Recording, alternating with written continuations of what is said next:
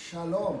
Welcome back to this devotion in the name of Jesus. Shalom, इस devotional में पुनः आपका स्वागत है मसीह यीशु के नाम से। I believe that we all are aware that we are in a series and we call it as end times. और मेरा ये विश्वास है कि हम सभी लोग जानते हैं कि हम एक श्रृंखला में है, सीरीज में है और जिसका शीर्षक है अंत के समय। The Lord was faithful in teaching how the Lord Jesus is going to come down when he comes to take his bride. और परमेश्वर जो है अपनी विश्वसनीयता में हमको सिखा रहे हैं कि कैसे प्रभु यीशु मसीह आएंगे जब वो अपने दुल्हन को ले जाने के लिए आने And वाले what हैं। kind of a state that we as the bride of Christ find ourselves. और देखिए दुल्हन होने के नाते यीशु मसीह के हम अपने आप को किस स्थिति में पाते हैं। So that is what we saw all these days. तो इन दिनों में हमने ये देखा। In the next 2 to 3 days, I want us to focus on preparation as a bride.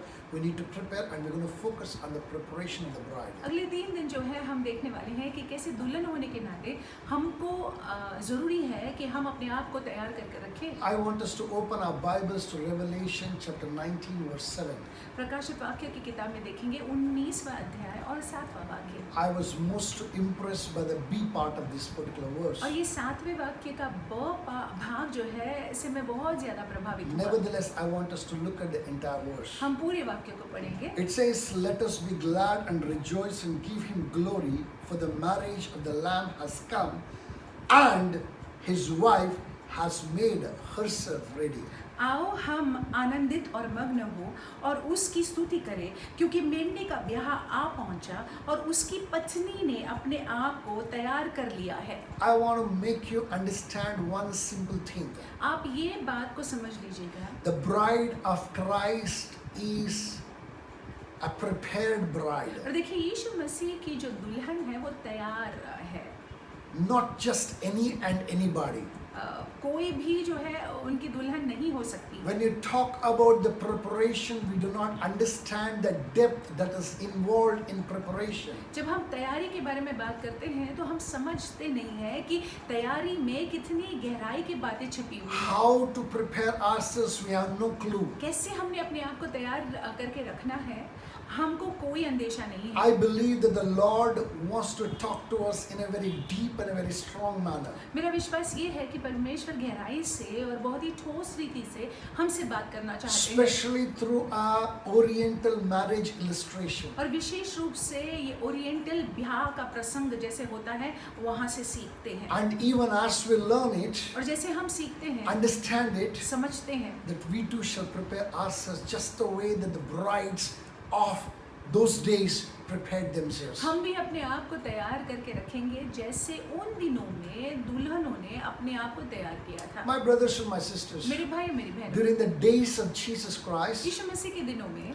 the Jewish brides would prepare rather the marriage in the Israel land of Israel was very beautiful and very different thing. और Israel के देश में जिस तरह से विवाह होता है वो बहुत ही अलग रीति से होता है, बहुत ही सुंदर होता है। And Jesus extensively used the illustration of it whenever that he taught. और यीशु मसीह ने इसी का उदाहरण काफी समय दिया जब उन्होंने सिखाया। When he talked about the parable of the 10 virgins, that he was talking about that. जब वो 10 कुंवारियों के दृष्टांत को बता रहे थे तब यही संदर्भ को लेकर वो हमको बता रहे थे। And today, this morning, और इस सवेरे के वक्त I आज want us to rather have a glimpse of how does a Jewish marriage looks like. हम चाहते हैं कि थोड़ा बहुत झांकी हम देखें कि कैसे ये यहूदी विवाह होता है। Please understand, a Jewish marriage has 3 stages. तो देखिए एक यहूदी विवाह में 3 स्तर होते हैं। Number 1 is the betrothal stage. और पहला स्तर जो है वो मंगनी वाला स्तर होता है। Number 2 is the presentation और stage. दूसरा जो स्तर होता है वो प्रस्तुत करने Number वाला 3 स्तर होता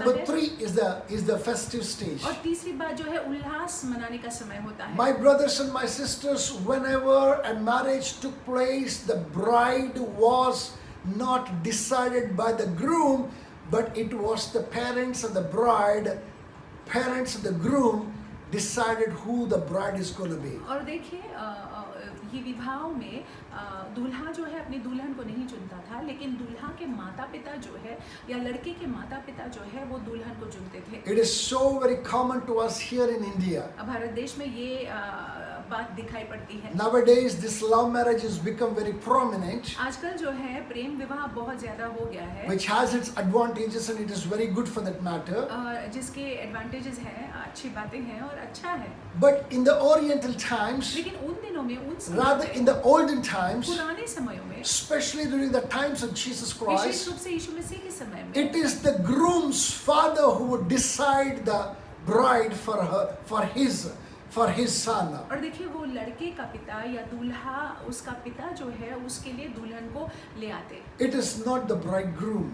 दूल्हा नहीं देखता अपने लिए दुल्हन। Hallelujah. Hallelujah. So when he decides who's going to be the bride, सब पिता जब निर्धारित करते हैं कि दुल्हन कौन होने वाली he है, will send the son तो वो बेटा को भेजता है and he will send with lots and lots of gifts. और बेटा को जो है भेजता है काफी सारे तोहफों के साथ, And he sends the son with lots and lots of garments. और बहुत सारे कपड़ों को भी देता है ले जाने के लिए। Gifts and garments are very, very common during those days. और उन दिनों में जो है तोहफे और कपड़े जो है आम बात थी। It is not the bride who gives the groom something, but it is the groom who was to give the bride something. दुल्हन को जो है दूल्हा को कुछ नहीं देना था, लेकिन दूल्हा को दुल्हन को देना था। Number one thing that he had to pay और पहली बात जो उसको दाम देना था was the bridal price. वो तो दुल्हन का जो दाम। Number two, दूसरी बात, with the bridal price, both the gifts and the garments must be given to the bride. और वो दुल्हन के रकम को जब वो देता है, उसके साथ ही साथ जो है वो तोहफों को उसको देना था दुल्हन को, और कपड़े भी देने थे। And when the bridegroom pays the bridal price और जब दूल्हा जो है ये रकम को, दुल्हन के रकम को भरता है and signs a document और एक कागजात पर हस्ताक्षर करता saying है that I'm going to come back again, prepare myself, I'm going to come back again to take my bride, ये कहते हुए कि तुम अपने आप को तैयार कर कर रखो, मैं दुल्हन तुम्हें ले जाने के लिए आने वाला हूँ। I'm signing here in this document of betrothal that here onwards I'll be betrothed to this woman. मैं ये मंगनी के कागजात पर हस्ताक्षर करता हूँ कि आइंदा जो है मेरी मंगनी इसके साथ हुई है। Hallelujah. Hallelujah. And that document would stay. और वो कागजात जो है महत्वपूर्ण It was कागजात as strong as a marriage और document. वो एक विवाह के कागजात के समान ही था। Somebody could not just get into a betrothal and get out of a betrothal like that. और उन दिनों में जो है ऐसे नहीं हो सकता था कि मंगनी कर दिए और तोड़ दिया। In fact, they had to give a certificate and mention clearly why this betrothal is broken. और अगर तोड़ना था मंगनी तो उनको जो है बराबर से कारण देना था और कागजात देने थे कि क्यों ये मंगनी तोड़ रहे The हैं। elders would see whether the breaking of the betrothal has the valid reasons or not, and if it is valid, then only they would allow. और जो प्रौढ़ लोग थे या बड़े लोग थे, वरिष्ठ लोग थे, वे लोग जो है ये देखते कि ये जो कारण दिया हुआ है ठीक है कि नहीं, तब जाकर जो है ये मंगनी तोड़ सकते थे। Hallelujah. Hallelujah. So that is how you can see how Joseph and Mary were betrothed to each other. So हम इसी तरह से देखते हैं कि कैसे यूसुफ और मरियम जो है उनकी मंगनी हो गई थी। My brothers and my मेरे sisters, भाई मेरी बहनों, three things very important. तीन बातें महत्वपूर्ण बातें। Number one, पहली बात, bridal price. जो दुल्हन है उसका रकम। Number two, दूसरी बात, the bridegroom had to give the gifts and the garments. जो दूल्हा है उसको तोहफे देने थे और वस्त्र देने थे। Number three, तीसरी बात, he has to make a covenant with his bride that he will be her groom. Very soon he will come to take her. और उसको जो है ये लड़की के साथ में वाचा बांधना होता है कि वो उसका दूल्हा होगा और बहुत जल्द उसको ले जाने के लिए आने वाला And है। after this, और इसके बाद the bridegroom will go back. दूल्हा वापस चला जाएगा And he will go back to prepare the bridal chamber. और वो जाकर जो है दुल्हन की जगह को, रहने की जगह को बनाता है। He will be busy preparing the bridal chamber. अपने दुल्हन के लिए जो है वो जगह को बनाने में व्यस्त हो जाता When the है। bride comes home, that she should not lack for anything. जब दुल्हन जो है उसके पास आएगी तो कोई कमतरता नहीं होनी चाहिए। Praise God. That's the work of the bridegroom. वो जो है दुल्हा का काम है। Now the bride's work. अभी दुल्हन का काम। Now the bride's work is this. और दुल्हन का काम ये है। She had to prepare a twofold thing. और देखिए दो प्रकार से उसने अपने आप को तैयार करके रखना है। Number one, एक तो she had to prepare herself an inner garment. और जरूरी है कि उसने खुद ने जो है उसके अंदरूनी वस्त्रों को बनाना है। She had to prepare for herself an outer garment. और बाहरी वस्त्र को भी उसने ही तैयार करना है। Hallelujah. Hallelujah. The inner garment that she's talking with, that we are talking about preparing herself, is made of a fine linen. और जो अंदरूनी जो वस्त्र है जो वो अपने आप के लिए तैयार करती है वो बहुत ही पतला जो है मलमल का कपड़ा होता It है। is a cloth that only her would-be husband, rather in the days to come, her husband would see, not any man. और वो कपड़ा जो है केवल उसके पति आने वाले दिनों में जो पति देख सकते थे और कोई नहीं And देख this सकता था। garment is called as tunic. और ये जो अंदरूनी पोशाक है उसको टूनिक करके बुलाया जाता And है। then she had to prepare another dress, outer clothing, that is for the rest of the world to see. और बाहरी जो है पोशाक को भी उसने तैयार करना है। Hallelujah. बाकी के लोग जो है उस पोशाक को देख सकते हैं। Hallelujah. Hallelujah.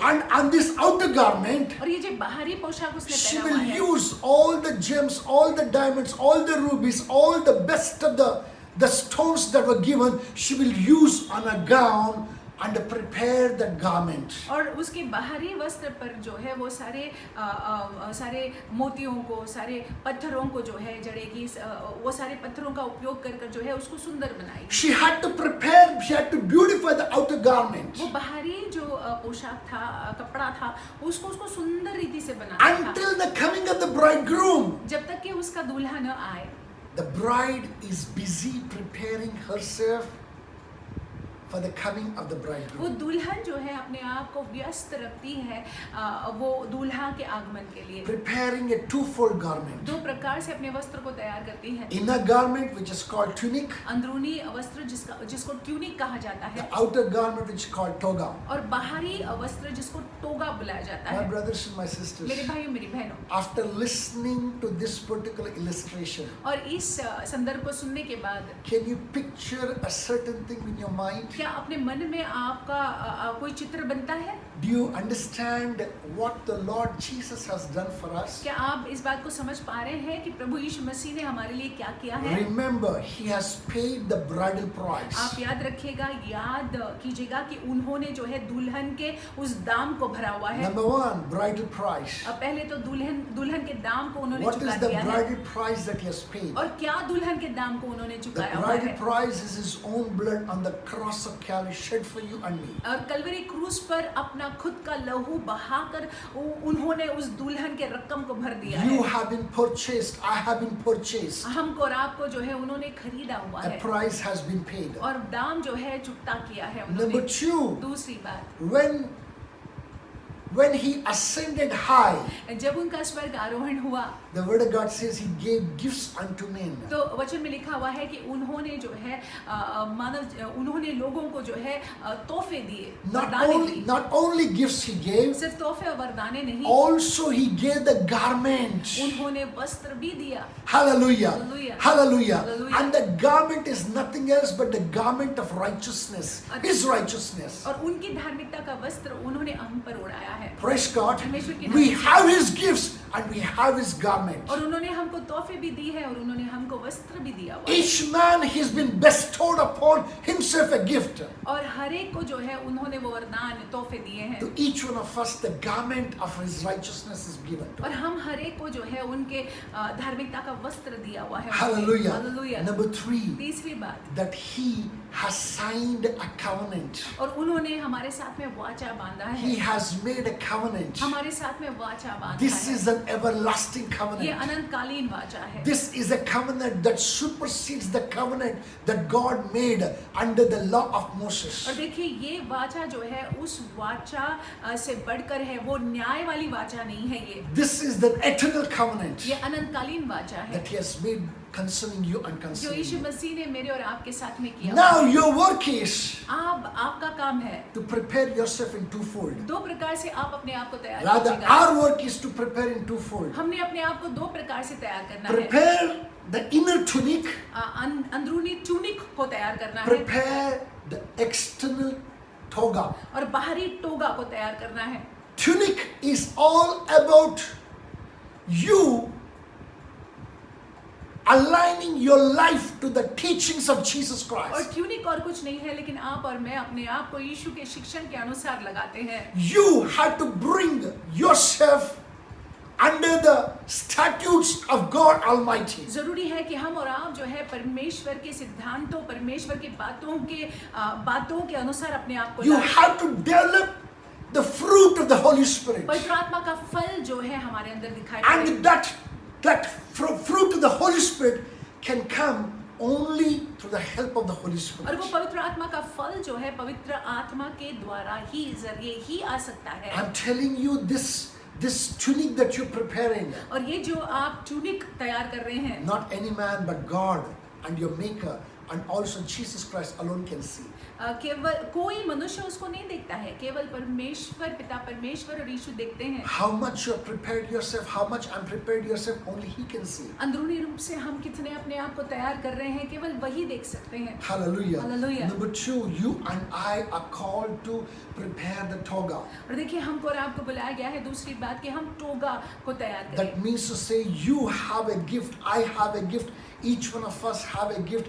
We are called to use the gift and win souls for His kingdom. देखिए इसका मतलब ये है कि हमको और आपको जो है परमेश्वर यीशु मसीह ने तोहफे दिए हैं, वरदाने दिए हैं, उसका उपयोग कर कर जो है हमने लोगों को जीतना है मसीह के लिए। The more souls that you win for the kingdom, जितना ज्यादा आप प्राणों को यीशु के राज्य के लिए जीतते हैं the more beautiful your external garment will be. उतना ही सुंदर आपका बाहरी जो पोशाक है वो लगेगा। You're using every diamond, every ruby, every precious stone, every pearl that has been given to you in the best possible manner to impress your Lord and your Savior, to impress your groom on that particular day. आप जो है हर एक उन माणिक्यों का उपयोग कर रहे हैं, हर एक वो मूल्यवान गहनों का उपयोग, मूल्यवान पत्थरों का उपयोग कर रहे हैं अपने बाहरी पोशाक को तैयार करने के लिए ताकि आपका जो स्वामी है वो प्रसन्न हो जाए। Hallelujah. Hallelujah. My brothers and my sisters, मेरे भाई मेरी बहनों, I want to ask you, मैं आपसे पूछना are चाहूँगा, you doing that? क्या आप ऐसा कर रहे हैं? Are you doing that? क्या आप ऐसा कर रहे हैं? Are you preparing yourself क्या आप अपने आप को तैयार कर रहे in हैं your character? अपने चरित्र में? Are you bearing the fruit of the Holy Spirit क्या inside? पवित्र आत्मा का फल आपके अंदर दिखाई दे रहा है? That's number one. ये पहली बात। Number 2, दूसरी बात, are you going out and winning souls for the Lord? क्या आप बाहर जाकर जो है यीशु मसीह के लिए प्राणों को जीत रहे हैं? The Lord has separated you. The Lord has called you. The Lord has purposed a certain purpose for your life. परमेश्वर ने आपको बुलाया है, आपको अलग किया है, आपके जीवन के लिए उनका उद्देश्य है। Are you standing in that call? क्या आप उस बुलाहट में खड़े हैं? Are you standing in that purpose? क्या आप वो उद्देश्य में खड़े हैं? Number 3, तीसरी बात, are you aware of the covenant? क्या आप उस वाचा के बारे में जानकारी रखते He हैं? said that He's going to come. उन्होंने कहा कि वो आने वाले हैं। Is your eyes set upon Him? क्या आपकी आंखें, आपकी दृष्टि उन पर लगी हुई है? I believe that you understand clearly now with the illustration of the marriage, Jewish marriage. और मैं विश्वास रखता हूँ कि स्पष्ट रूप से आप अभी समझ गए होंगे यहूदी विवाह को लेकर जो मैंने आपको समझाया। I want us to ask ourselves these simple questions, आप अपने आप से ये प्रश्न को पूछिएगा and I want us to answer ourselves. और आप खुद उत्तर दीजिएगा। As you go with these thoughts, जैसे हम इन विचारों के साथ may जाते the हैं, Lord bless you immensely. परमेश्वर आपको आशीषित रखे, May His presence envelop you. उनकी उपस्थिति आपको ढाके रहे, In the name of Jesus Yeshu Masih Christ. के नाम से। God bless you. परमेश्वर आपको आशीषित रखे।